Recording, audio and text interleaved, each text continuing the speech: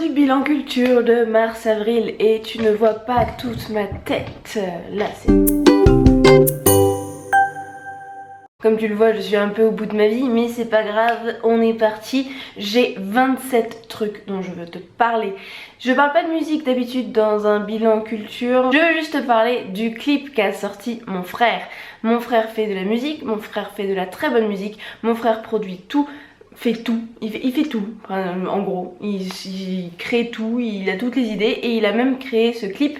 Il a juste pas filmé mais sinon il a tout fait tout seul et c'est de la bombe, donc je te mets juste un extrait vite fait. Hide and seek professionals, doing trade, selling candy bars, race car, playing Mario Kart, Pokemon, overplaying cars, Dio Chanel and in a that should be ugly and with a rack.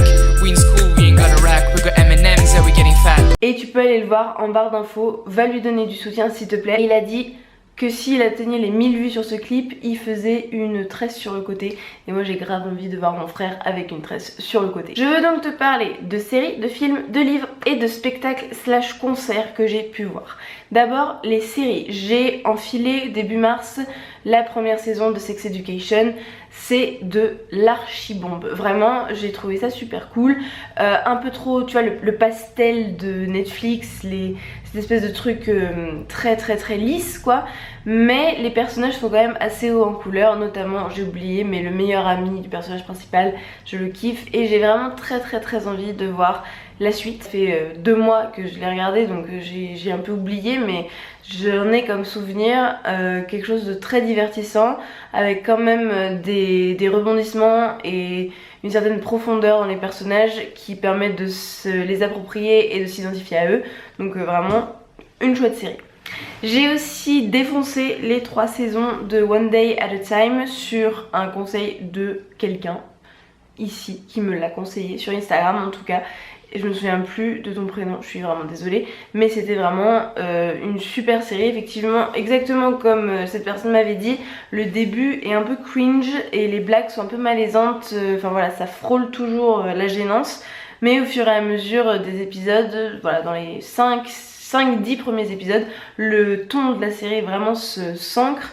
Et c'est vraiment très bien, moi notamment, même si c'est un sitcom de base à la Friends, tu vois, il y a quand même des sujets abordés qui ont été, je trouve, très intéressants. Moi en tout cas qui m'ont touchée, notamment la dépression, l'alcoolisme. Enfin, voilà, il y a quand même des sujets profonds et durs qui sont traités dans une série qui est tout de même donne de la valeur à cette série, qui de base est quand même un petit peu nulle, tu vois. Évidemment, comme la moitié du monde occidental, je suis en train de regarder la saison 8 de Game of Thrones. Le trône de fer, voilà, j'ai vu les 3 premiers épisodes parce que on attend les 3 prochains. Je suis sur le bord de ma chaise entre l'envie de fuir et de pas regarder et l'envie de plonger dans l'écran. C'est de la bombe, voilà, même si je vais pas spoiler, mais certains rebondissements sont un peu trop décevants et que c'est moins surprenant qu'avant et on sauve un peu trop les personnages que les spectateurs veulent sauver, parce qu'on veut pas mettre en colère les spectateurs. Donc voilà, c'est un peu plus... il se la joue un peu plus safe qu'avant, je trouve, les producteurs. Mais bon, on n'est pas au bout de nos surprises, il reste 3 épisodes. Et enfin, je suis en train de regarder la saison 5 de Jane the Virgin, qui est aussi la dernière saison de Jane the Virgin. Et j'adore cette série, j'ai toujours été complètement fan. Je suis #Team Raphaël depuis le début. Te dire de plus, bah si t'as pas vu les 4 premières saisons, faut les regarder, elles sont sur Netflix déjà. Moi je suis complètement fan de cette hybridation entre la telenovela et la série américaine. Donc ça c'était les séries que j'ai vues ces 2 derniers mois. Maintenant on passe aux films. Je n'en parle pas parce que j'ai écrit un énorme article sur le sujet. J'ai vu Le silence des autres, qui est un documentaire sur comment les Espagnols victimes du franquisme essayent, en contournant la loi espagnole, d'accuser l'Espagne de crimes contre l'humanité, parce que la loi espagnole empêche les victimes du franquisme de porter plainte contre leurs tortionnaires, ce qui fait que on commence le documentaire qui a été produit par Almodovar. Je sais plus qui sont les réalisateurs réalisatrices, mais c'était produit par Almodovar. On commence le documentaire avec El Chapo, donc un monsieur, un grand militant qui dit voilà, j'habite à quelques mètres du mec qui m'a torturé pendant plusieurs semaines. Donc ça commence lourd et ça montre une facette de l'Espagne qui est tue dans les médias et que les Français et Françaises ne connaissent pas, alors que pourtant il y a 400 000 personnes qui ont fui l'Espagne pour venir en France entre 1936 et 1975. Et je pense que beaucoup de personnes des générations au-dessus connaissent des réfugiés républicains espagnols. Donc je pense que c'est une partie de notre histoire en tant que Français aussi très importante. Moi perso je suis espagnole, donc forcément ça me touche encore plus. Anyway, je te mets l'article Bertine où je parle de tout ça, n'hésite pas à aller le lire. Moi c'est un sujet qui me tient énormément à cœur et je pourrais en parler pendant des heures. Donc va lire l'article Bertine, comme ça tu sauras tout ce que je pense sur le sujet. Je te fais par ordre chronologique de ce que j'ai vu, donc ça n'a rien à voir. Ensuite on a enchaîné avec Léo, on a regardé Rebelle, donc le Disney. Je l'avais déjà vu une fois mais j'avais oublié certaines choses qui étaient assez sympathiques. Quelqu'un m'a dit que c'était le meilleur Disney selon elle. Et je suis pas trop d'accord. Voilà, c'était divertissant, c'était cool. Moi ça m'a fait du bien sur le moment. Après j'en garde pas un souvenir terrible. Juste la princesse rebelle est quand même stylée as fuck. Mais à part ça, bon voilà. Sur Netflix, j'ai regardé La Princesse de Montpensier. Ça ne m'a rien fait, ni chaud ni froid. Enfin, si, j'ai trouvé ça gênant. Franchement, j'ai trouvé le jeu d'acteur assez mauvais. Et des côtés sexualisants de la femme inutiles qui sont pas dans le livre La Princesse de Montpensier. Donc une objectification de la femme qui y est pas forcément. Et à part Lambert Wilson qui joue super bien, les autres c'est quand même assez minable. Pourtant j'aime bien les films, tu vois, historiques. En gros, je sais pas, Orgueil et Préjugés, j'ai adoré The Duchess. C'est des films que j'aime bien à la base, Downton Abbey, etc. Mais là, c'était pas réussi du tout. J'ai vu Fantastic Beasts 2, donc les crimes de Grindelwald. C'était vachement bien. Oui, c'était très bien. C'était exactement ce que j'attendais de ce film, à savoir pas aussi palpitant qu'un Harry Potter, mais pourtant très très bien. Et moi, à partir du moment où il y a Eddie Redmayne, de toute façon, je suis pas objective parce que cet homme est l'homme de ma vie. Profondément. Je sais qu'un jour on va être réunis. Donc de base, je peux pas être objectif sur un film où il y a Eddie Redmayne. Mais c'était pas mal du tout pour un 2. Je pense que j'ai même trouvé peut-être meilleur que le premier. Je sais pas. À voir. Ensuite, j'ai regardé beaucoup de films ces 2 derniers mois. Je suis assez contente de moi, dont plusieurs au cinéma. Donc je suis contente. Ensuite, j'ai vu, encore sur Netflix, j'ai vu Battle.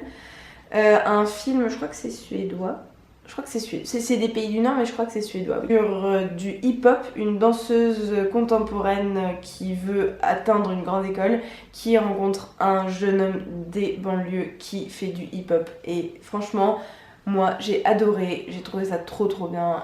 Ça m'a mis les hormones en furie. Enfin, les personnages sont super, beaucoup leur profondeur, la façon dont c'était filmé, c'est pas hollywoodien. En fait, je suis partie une semaine à Madrid, donc entre l'avion, les attentes, le fait d'être à la maison, pas mal toute seule, chez mon père, j'ai vu beaucoup de films sur Netflix. J'ai aussi vu Isn't It Romantic, donc une des dernières comédies romantiques qui est sortie, avec... il y a Priyanka Chopra dedans, je crois, oui c'est ça. Ouais, bof, franchement bof. Autant j'adore les comédies romantiques, autant là... dès le début, tu comprends tout, tu sais tout, t'as tout compris. Assez absurde le pitch, donc, qui est qu'elle se cogne et qu'elle se réveille, je sais plus trop comment ça... Oui, elle se réveille dans un monde où tout est une comédie romantique. C'est bof, c'est vraiment très bof. J'ai pas trouvé ça réussi du tout. Et moi personnellement ça m'a fait ni chaud ni froid quoi. Pourtant je suis un excellent public des comédies romantiques et j'adore ça. Ensuite j'ai vu The Theory of Everything, donc la vie de Stephen Hawking incarnée par Eddie Redmayne. Il a eu l'Oscar de meilleur acteur pour ce rôle. J'ai trouvé le film super chouette. Effectivement je suis assez d'accord sur les critiques que j'avais entendues, qui est que c'est dommage d'avoir mis la relation de couple autant au centre du film, alors que Stephen Hawking était quand même beaucoup plus que ça. Ceci dit, l'actrice est très douée et fait ça très bien, et lui, enfin moi j'ai cru que j'y étais quoi, j'ai cru que c'était Stephen Hawking tellement il joue bien cette dégénérescence physique et vraiment cette évolution difficile d'un corps. Enfin moi j'ai trouvé ça absolument fascinant comment il a réussi à faire ça. Donc j'ai apprécié beaucoup ce film, surtout pour Eddie Redmayne, oui ok, mais pour la capacité qu'il avait à incarner un personnage fascinant qui était Stephen Hawking. Cinéma, pendant un festival du film environnemental, j'ai vu le documentaire On a 20 ans pour changer le monde, et dedans il y a comme personnage principal entre gros guillemets, celui qui a fait l'entreprise Ferme d'Avenir, Rostolan, hein, je te mets son nom juste là, j'ai oublié. J'ai été très déçue par ce documentaire parce que il date du moment de la campagne présidentielle de Macron. Donc premièrement il met des espoirs en Macron, il met des espoirs en Nicolas Hulot. Donc c'est à mourir de rire.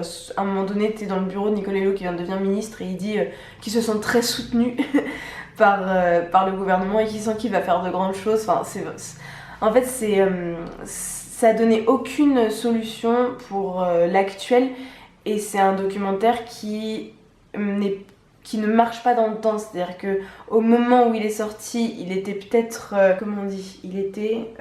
Léo, tu m'entends? Tu vois le mot que je cherche? Oui, il est pertinent. Il est plus pertinent? C'est ça ce que je veux dire? Ouais, Ouais. c'est ça.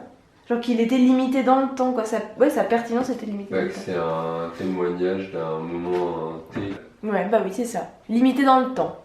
Donc plus pertinent maintenant. Merci Léo. L'idée de suivre une avancée juridique d'une entreprise qui essaye de changer le monde comme Ferme d'Avenir, bof, quoi. Moi j'aurais aimé qu'on se concentre vraiment sur comment on fait littéralement pour cultiver sa terre, comment on fait pour apprendre la permaculture aux gens. Enfin, je voulais pas voir des hommes blancs se donner des idées et trouver ça super de parler entreprise et start-up au milieu d'un champ. J'avais pas envie de ça, quoi. C'est un incroyable film que j'ai vu au cinéma, Les Oiseaux de Passage, d'une violence très puissante, c'est-à-dire que j'ai rarement vu une violence comme ça au cinéma. C'est pas juste des jets de sang, etc. C'est de la violence brute, on va dire, réelle.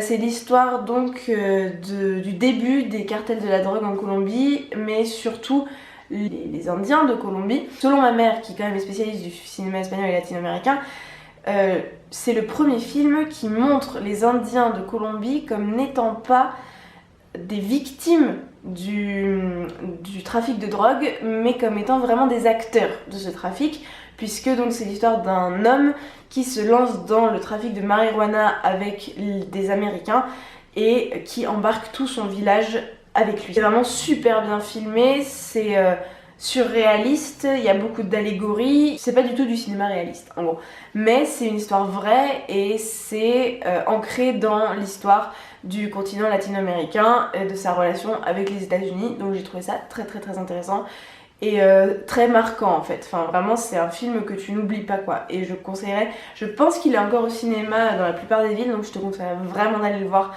Je crois qu'on l'a vu dans un... Oui, on l'a vu dans le cadre d'un festival. Et ensuite, là, maintenant, il est au cinéma, si je me souviens bien. Donc vraiment, je te conseille vivement d'aller le voir. Change de nouveau complètement d'ambiance. J'ai vu pour la première fois Pitch Perfect. Alors, je ne savais pas ce que c'était. Comédie musicale a cappella. Je ne m'y attendais pas. C'est des amis qui m'ont dit, regarde-le, comme ça on regarde le 2 ensemble, tu vas adorer. J'ai commencé ça et effectivement, j'ai adoré. Parce que ça marche trop bien avec moi, ça. Je pense que tu me remets maintenant à mon âge, High School Musical, ça marche. Glee, ça marche, j'en suis sûre. Donc j'ai vraiment beaucoup aimé regarder ce film, ça m'a fait un bien fou. Et franchement, apparemment le 2 est à chier, j'ai hâte de voir le 2. Et enfin, le dernier film que j'ai vu en avril, c'est The Fault in Our Stars, donc Nos étoiles contraires. Et moi j'avais lu le livre et je trouve que le film est assez fidèle au livre, à part certaines choses. Évidemment, le film est moins bien que le livre. J'ai chié les marasses, mais plus en lisant le livre que le film. Ceci dit, le film est bien fait, les acteurs et actrices sont bien. J'ai bien aimé cette adaptation au cinéma, tout en sachant évidemment que le livre est beaucoup mieux. C'est l'histoire d'une fille en phase terminale de cancer qui rencontre un garçon qui est lui en rémission, et c'est très doux, très touchant. Triste, violent, en te mettant face à la mort. Enfin franchement, c'est un bon film, mais le livre est quand même vachement bien. En parlant de livres, j'ai été très mauvaise ces 2 derniers mois. J'ai fini les livres que j'avais commencé, dont je t'ai parlé dans le bilan culture que je te mets juste ici. J'ai fini ces livres-là. Par contre, j'en ai commencé 4 et j'en ai fini 0. Donc le premier que j'ai commencé, c'est un livre audio, c'est The China Study. Il fait 18 heures de livre audio, donc c'est très très long. J'en suis à un peu plus de la moitié. Je me suis interrompue là parce que la vie m'a emportée dans un tourbillon et je n'ai rien pu continuer dans mon travail par rapport à la médecine chinoise. Mais je l'avais commencé pour ça et j'ai lu plus de la moitié, et c'est une incroyable étude de nutrition aux États-Unis versus en Chine. Et ce qu'on peut détacher de tout ça, beaucoup d'études croisées, 800 études mobilisées pour ce bouquin, des études faites par l'auteur lui-même et d'autres récupérées. Vraiment, je trouve que c'est d'une très très grande qualité, j'inviterai tout le monde à le lire. Ça prouve en fait par A plus B que l'alimentation végétale est meilleure que l'alimentation animale. Je m'arrête juste là, mais c'est vraiment passionnant, et même si t'es pas convaincu, même si tu n'y crois absolument pas, même si tu dis que non c'est complètement faux, je te conseillerais quand même d'aller lire pour avoir une idée contraire à tout ce qu'on entend dans les médias traditionnels et tout ce qu'on nous rabâche depuis qu'on est petit, comme quoi le calcium dans le lait c'est bien et Actimel et tout et tout. Sinon les 3 autres livres, j'ai bientôt fini celui-là, heureusement il me reste genre 20 pages, ça s'appelle Non, le masculin ne l'emporte pas sur le féminin, petite histoire des résistances de la langue française de Eliane Viennot.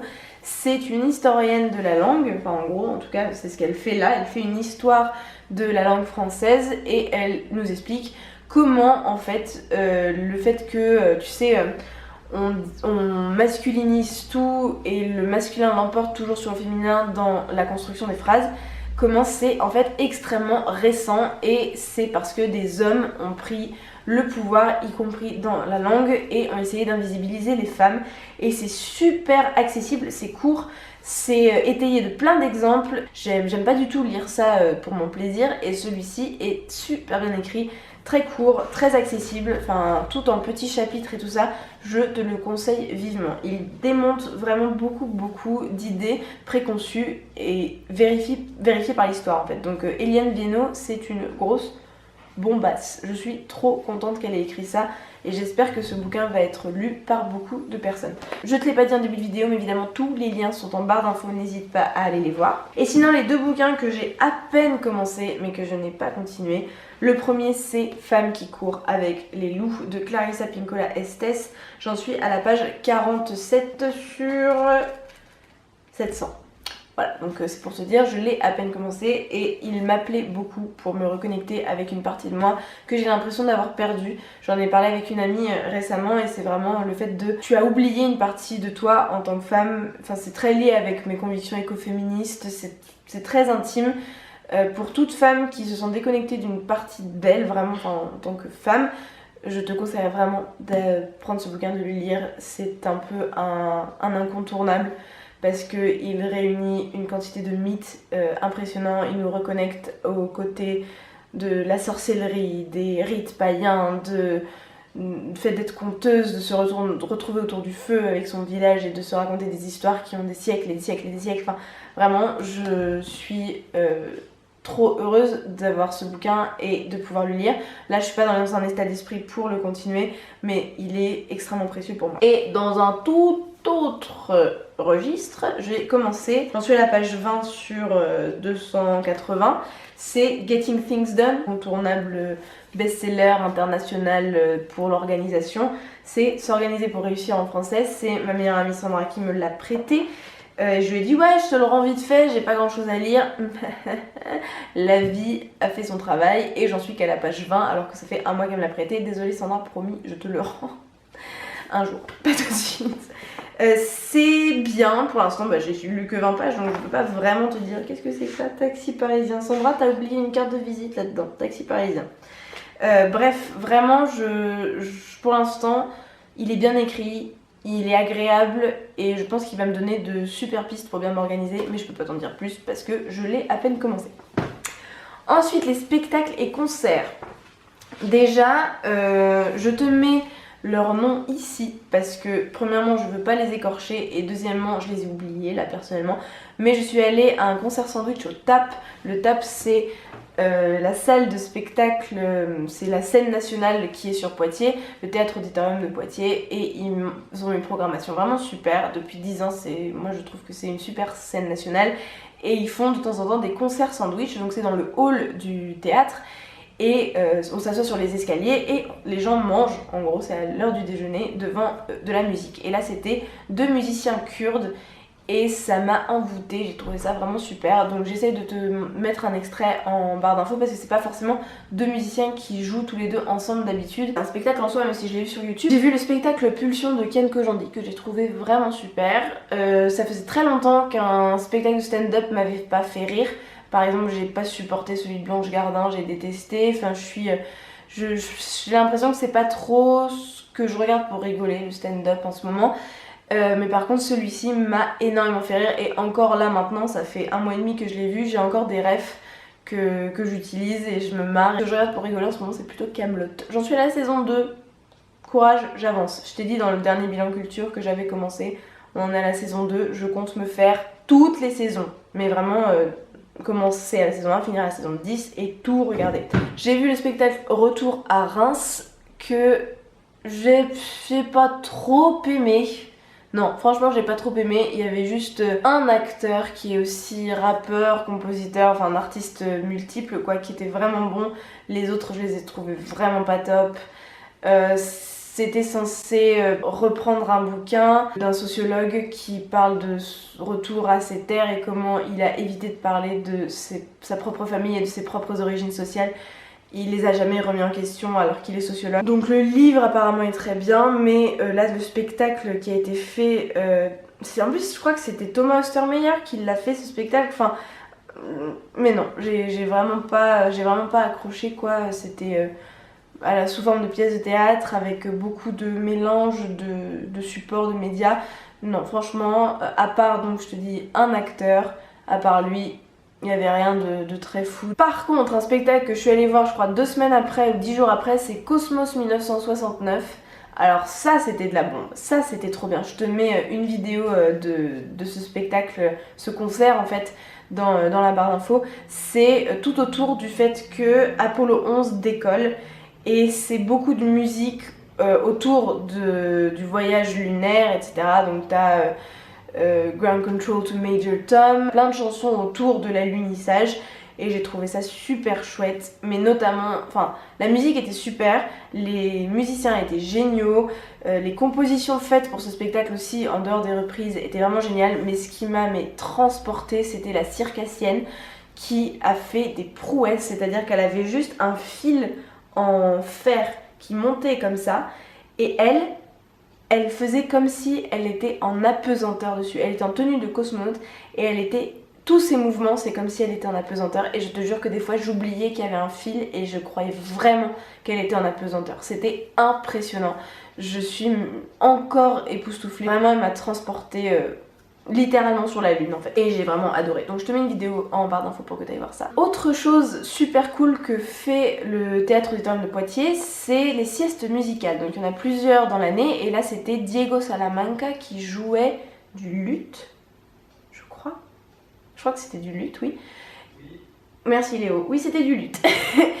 Et donc c'est un magnifique instrument et donc on était une 50aine sur le plateau de l'auditorium et on était allongés avec des plaids et des oreillers etc autour de lui qui jouait du luth. C'était très très très beau, c'était vraiment très agréable, à part certaines spectatrices vieilles, sourdes et connes qui étaient là et qui nous ont fait chier. À part elles, le concert était superbe et le fait de pouvoir être allongé, de pouvoir être dans cette obscurité avec juste une lumière, un projecteur sur le monsieur Diego Salamanca qui faisait du luth et on était vraiment tout près de lui. Enfin, moi j'ai adoré ce format et c'est pas la première session musicale que je fais et j'adore vraiment ça. Avant, on a un spectacle que j'ai vu dans le cadre du festival Accord, qui est un festival autour du corps et de ses représentations.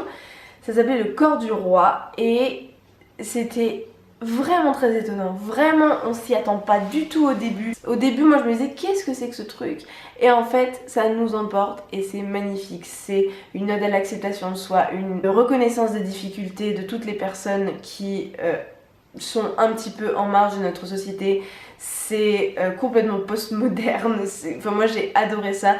Franchement, je m'attendais pas dans un spectacle de théâtre et de danse me retrouver à faire un karaoké sur La Reine des Neiges. C'était une des choses dans ce spectacle et ce spectacle était d'une richesse énorme et vraiment moi j'en suis ressortie mais dans un état de joie, d'extase complète. Le dernier spectacle que je suis allée voir, c'était un concert, c'était à Londres, tu l'as vu dans mon vlog que je te mets juste ici. C'était Shingai. Shingai, elle va bientôt sortir son album et ce concert, mais c'était de la folie furieuse. J'ai jamais vu une personne, donc là en l'occurrence une femme, avoir une énergie telle sur scène. Elle dégageait mais une puissance, musique et d'une qualité incroyable. Je te mets juste en lien la seule chanson de son album qu'elle a sorti qui s'appelle Coming Home. C'est de la folie furieuse. J'ai trop hâte que son album sorte et de pouvoir réécouter toutes les chansons parce que du coup on les a écoutées qu'une fois et c'était au concert dans une petite salle à Camden, ça s'appelait le Camden Jazz Café, c'est un peu un truc hype si j'ai bien compris. Moi j'ai adoré, même si j'étais malade au bout de ma vie, j'ai tellement kiffé ce concert. Je vais terminer ce bilan culture extrêmement long sur cette note là, d'aller voir Shingai. Mon frère aussi, n'oublie pas d'aller checker mon frère, d'aller lui apporter du soutien. J'espère que t'as fait pause sur cette vidéo pour aller voir lui ce qu'il a fait. Merci du fond du cœur d'avoir regardé cette extrêmement longue vidéo. N'hésite pas à me dire toi les trucs que t'as regardé, que t'as lu, que t'es allé voir dans ces 2 derniers mois. Moi j'aime bien faire ces bilans culture, je les note en fait, je note tout ce que je consomme sur mon petit bullet journal, tu vois, juste là. Et j'aime beaucoup faire un bilan ensuite vidéo. Donc si ça te plaît, n'hésite pas à mettre un pouce et à me le dire dans les commentaires pour que je continue. Je serais ravie de le faire. Moi, je te fais un énorme bisou et je reviens mardi prochain.